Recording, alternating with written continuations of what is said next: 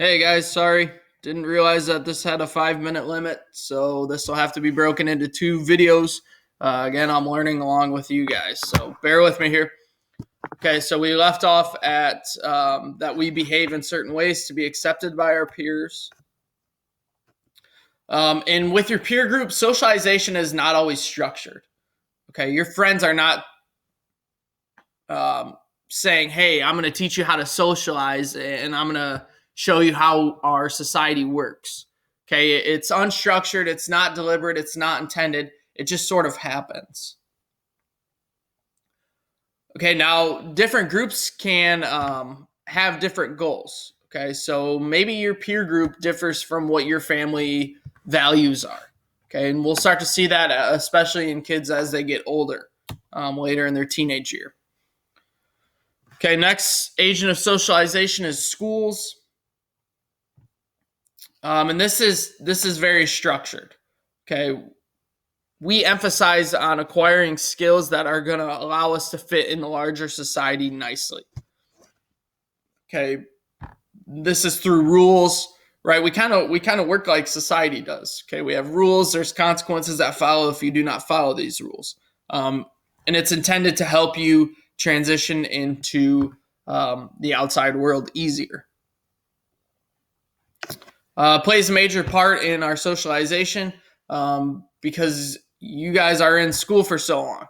This is sort of ironic with everything that's going on, and now we're out of school, but there's still rules that go on with online learning, right? You can't cuss out me in Google Classroom, or at least I hope you don't. But you're just in there so long, you get exposed to different things. Most of the socialization that happens here is deliberate. Okay, we have activities set up to teach you maybe vocational skills, things that Miss Lushan does with her ag mechanics class. Okay, maybe we're learning academic stuff like the great content that I've presented to you in this class. Or you're learning social norms, how to act in the lunchroom, how to interact with your peers, how to interact with somebody of higher authority. And then we have extracurricular activities. Okay, we have teamwork with sports, NHS. Okay, that's a great organization to show initiative. You have to work in teams in that organization as well. Okay, it's sort of like a mini job in a way. We have deadlines, we have schedules, and we have to figure out how to manage all this. Okay, right now you guys are especially in charge of your own education, right? You have deadlines, it's not as structured. You kind of have to step up to the plate and be a little bit more responsible during this time. Values are transmitted. We try to, well, not try, it's more under the surface, right? We kind of slide in our social values, United States values. All your teachers, some way or another, are maybe implicitly exposing their values to you.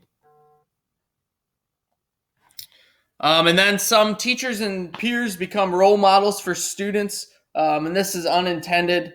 Like I'm sure I'm a role model for all of you, but I did not intend to do so.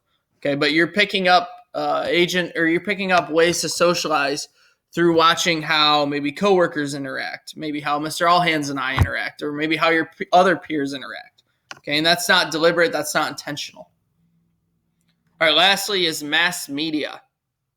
Okay, and this is sort of becoming more and more evident in our own lives. Okay, 100 years ago, this really wasn't a big deal aside from radio. But as we progress as a society, there's more media outlets, there's more TV. Children are being exposed to more things throughout their life. Okay, so what mass media is it's forms of communication that reach large audiences with no personal contact. Okay, so TV, newspaper, radio, films, magazines, internet, the list goes on and on and on. All right, TV is the most influential just because we watch on average 7 hours a day. Okay, there's most likely one in all of your homes. All right, we're just exposed to this more. But there are positives and negatives of TV. Okay, it's not all good, but it's not all bad at the same time. All right, so that